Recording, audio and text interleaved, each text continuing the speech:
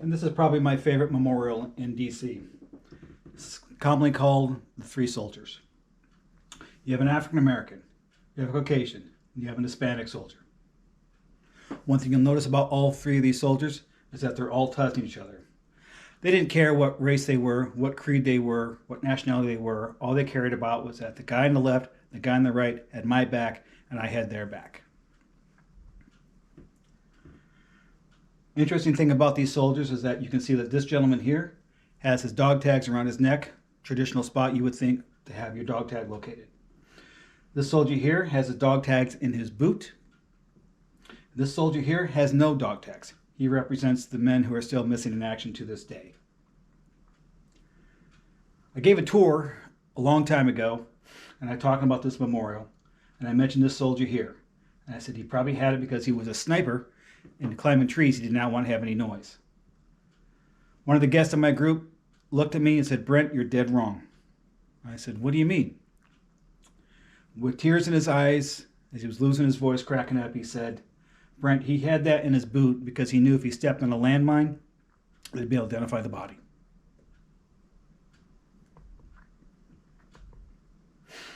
This is the Vietnam Memorial.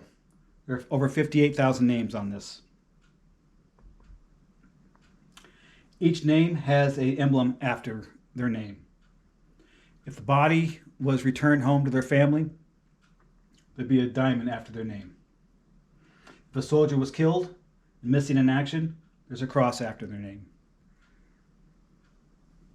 If a body was ever recovered and brought back home, they would drill out the cross to put a diamond on there. This is one of the other occasions where you can alter the memorial after it's dedicated. There was a third emblem that has never been used. If someone came home alive that was missing in action, they would take the cross and they would put a circle around it. It's never been used. Dan Bullock. Of all the 58,000 names, why did I have Dan single him out? Well, there's a reason. Dan Bullock enlisted in the Marine Corps. He wanted to go and serve his country. There's one thing about Dan. He was 15 years old. He altered his birth certificate, joined the Marine Corps.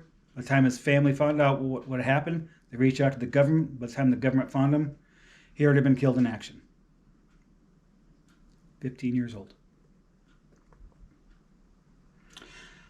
This symbolizes 1959 when the first soldiers went to Vietnam as advisors, and 1975 when we pulled out of Vietnam. The beginning and the end for closure. That concludes my very brief